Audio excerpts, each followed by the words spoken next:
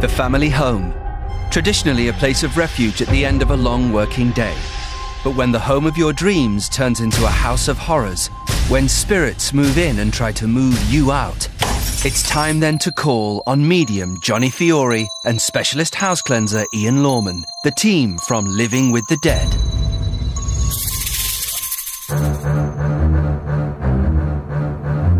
You know you're being watched, you can feel it. This wall here, someone has lost their life behind this wall.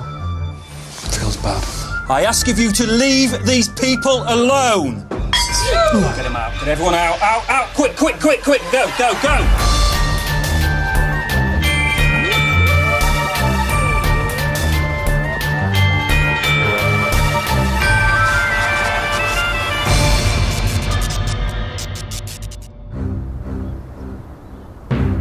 At the top of most houses there is a loft, a space in the eaves for families to store belongings not needed from day to day. Old toys, suitcases, boxes of rubbish, sometimes even something of value waiting to be discovered. But sometimes, something a little more sinister lurks under the rafters.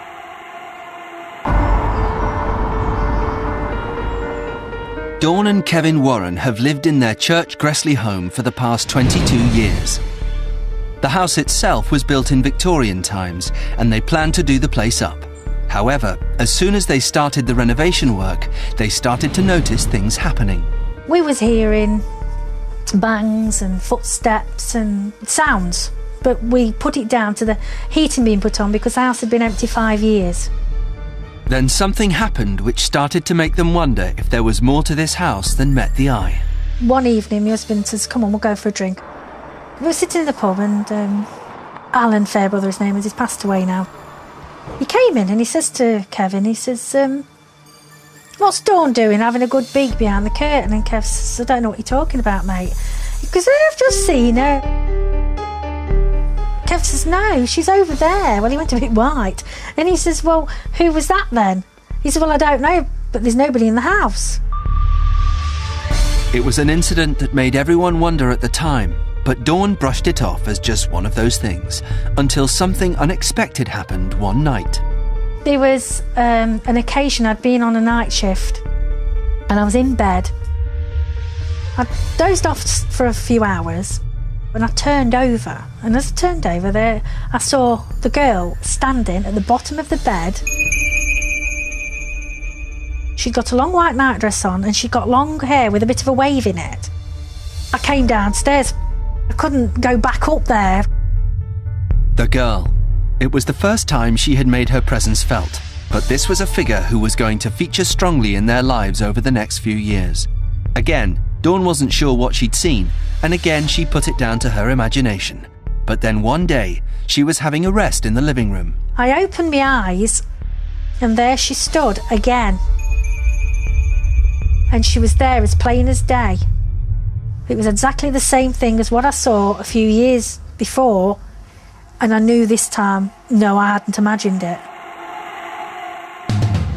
This was a family who, before they moved to Church Gressley, hadn't experienced anything supernatural. Mum, Dawn, is a former nurse, forced out of work because of a back injury, leaving Kevin supporting the family with his income as a builder. Joel is your typical 14-year-old boy into football and kickboxing, and daughter Jodie works in the accounts department for a local catering company.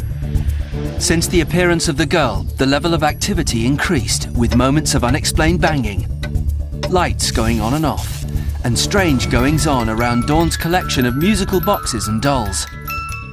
After weeks of disturbance, they started to record what was happening on their home video camera.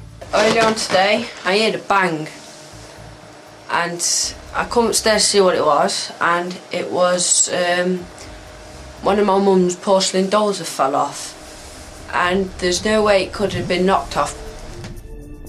The incidents continued with unexplained sounds, seemingly of people walking around the house, keeping them awake at night. Now it's starting to affect their whole lives. I mean, it's worrying me, it's bothering me. I mean, you literally lie in bed at night, you open your eyes and you can hear it walking across the floor, you can hear the creaking of the floorboard. That is eerie to me. It's now started to affect my 14-year-old son. He started to see things. It's just not right. And I mean, after all, I mean, he's got his education to concentrate on. He can't be looking over his shoulder every 5 minutes. Coming up, the Warrens discover something in the attic that could be the source of all the spirit activity. And Living with the Dead medium Johnny Fiore sheds light on why it seems so prevalent in the back room. Someone has lost their life behind this wall.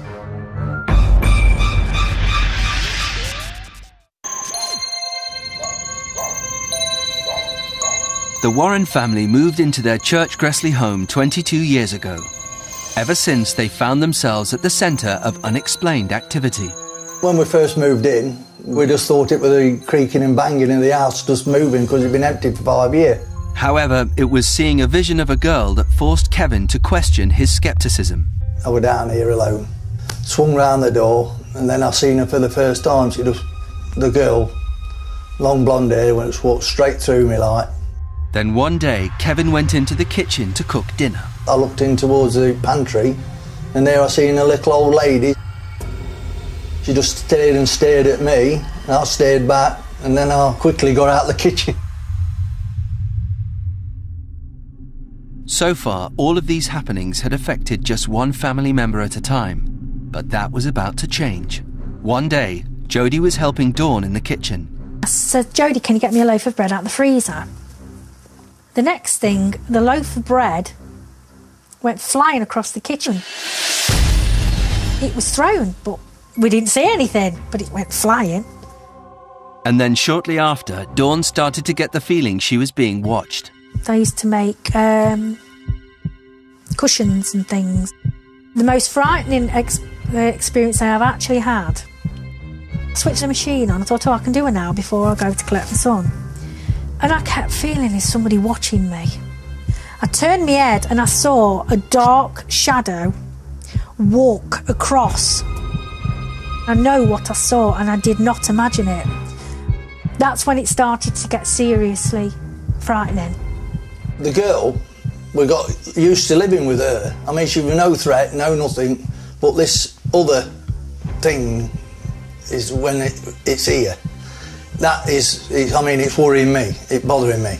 This darker presence now brings the constant feeling of being watched. You know you're being watched, you can feel it.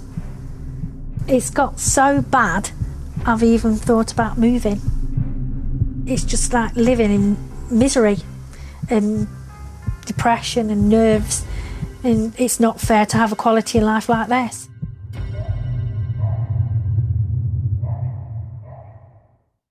The town of Swadlincote is rich in history, being over 900 years old, and with a long heritage in coal mining and pottery.